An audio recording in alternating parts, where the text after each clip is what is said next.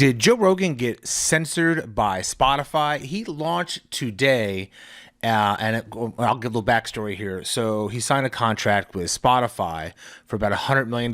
It's reported, but we're not sure the exact total, to move over to exclusively to Spotify. In the meantime, he started today on September 1st, and there's a whole bunch of guests that are missing.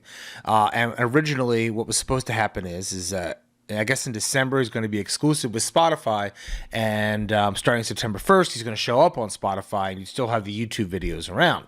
So there's a whole bunch of episodes, and I have a list of folks who are missing, and we're going to try and make rhyme or reason to see if Joe left these people out or if Spotify forced him to leave them out. And the thing is when he left and made this deal, he was quoted about saying that he was not going to change anything about the show. And so some people are up in arms. It's all over Reddit. There's a couple news articles about it. And we'll take a look and see, was this censorship? Are these just ones they left out? Was there licensing problems with other people's licensing? So if you're like a famous actor or something, they might not have given you permission to move it from the mediums of which you recorded it. Or it could just be standard contract disputes or something that's in some kind of contract when these guys signed the disclosures. Maybe some people didn't re-sign them. But there seems to be a trend. And so there seems to be a big list, and it's mostly revolving around people that do conspiracy theories, like Alex Joneses of the world, people who might have had some, mental issues and breakdowns over the last years or so, or people that have maybe, if the conspiracy theories revolve around maybe anti-Semitism.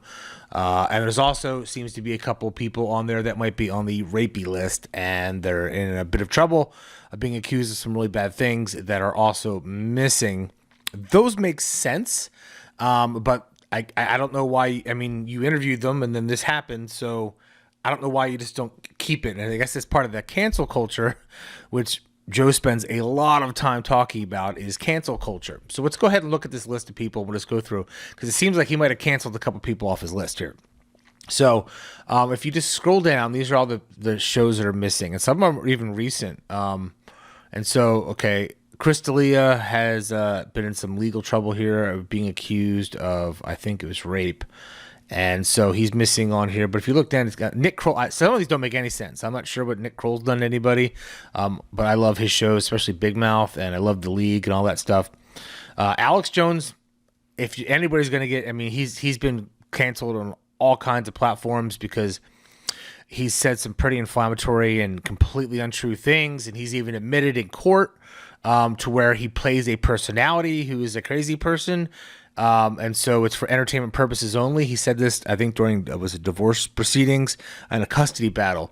So Alex is playing a character of somebody who is a right-wing conspiracy nut. Unfortunately, a lot of people believe that what he's saying he means, and I guess it can be kind of dangerous. But the question is censorship, right? Do you censor somebody because of their beliefs? And where's the line of where it's so dangerous? Like, where's the line of freedom of speech where you're basically yelling fire in a crowded theater when there's no fire? And I think that's the kind of line that the Supreme Court has held up in the past, because I think that expression is from a Supreme Court case. So I don't know. You guys can discuss in the comments about this. But so Milo, he's been canceled in a bunch of places. These are all pretty much right-wing conspiracy people, and I think this was one of the most watched ones, I think, and this one is right here for sure.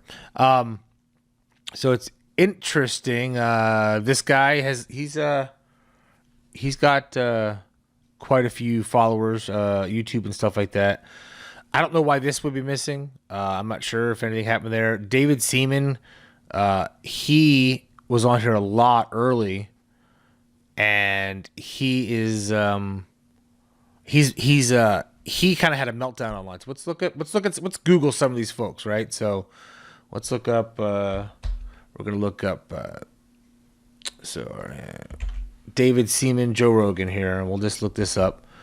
And I guess he's had some he's been pretty mentally unstable, and he now tweets at Joe Rogan, kind of like borderline stalking, I guess, is what's going on.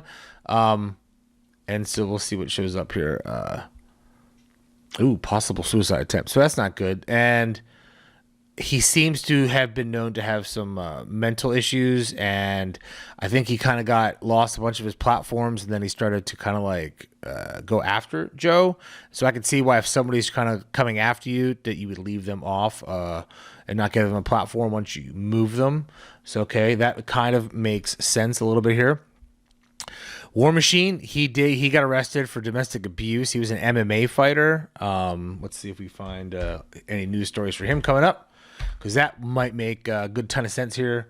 Let's see, MMA. Come on now. Boom, boom, boom. Oh, let's see. Lifetime ban from UFC, least of his worries. Oh, yeah. So he's had some trouble here. He did get arrested for some bad stuff here.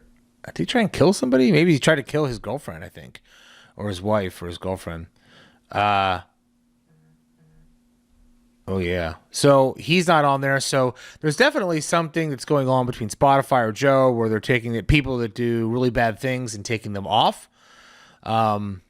Maybe they just didn't. Maybe it's not just unpopular opinions, but they're doing bad things. And maybe there's a line that was drawn somewhere on here. So if we look at the list, so if you've got somebody, well, here's the thing. Let's see. So we've got Brian Callen over here, but his other ones up here haven't been taken down, and he's been accused I think he's been accused of rape as well.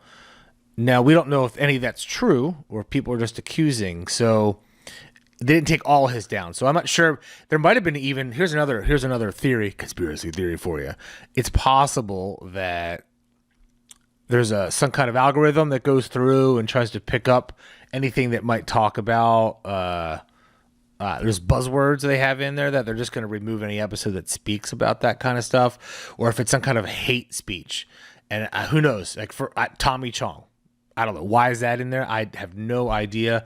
It's possible that there was some kind of joke made or off-color joke or something that got picked up maybe, and then somebody reviewed it and said, we can't have that, even though they're comedians and they make off-color jokes all the time. So some of these don't make sense. Some of them do. So Owen Benjamin, I looked up him, and let's see where Owen Benjamin comes up here on the news. We'll just so he's a banned alt-right comedian. Let's see.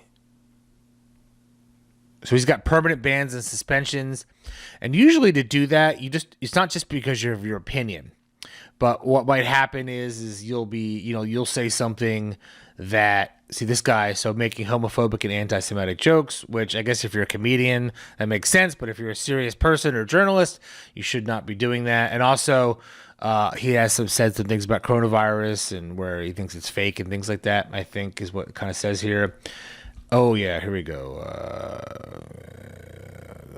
Yeah, he's got a bunch of anti-Semitic stuff, and he is one of the people that doesn't believe. He believes that maybe there's a worldwide conspiracy that every country on the planet has gotten together to say that coronavirus is real in order to control people or to get rid of Trump, which is an interesting theory because you need complete cooperation with everybody on the planet to make that one work out. So there's all kinds of, I guess I'm seeing a pattern here where somebody who has maybe been arrested for something or maybe abuse or violence of some sort besides like a street fight, and it tends to be a lot of right-wing folks because typically a conservative reactionary point of view will scapegoat minorities. It's kind of been a pattern. Don't hate me in the comments, but a pattern throughout history. That's what happens. Extreme left-wing people scapegoat rich people. So it's just the way that your scapegoat is going to be different, and it's not okay for some of these people's beliefs. So you can see where this guy just got, but he also went off on Joe, so I'd cancel him too off of my station if somebody was going to abuse you.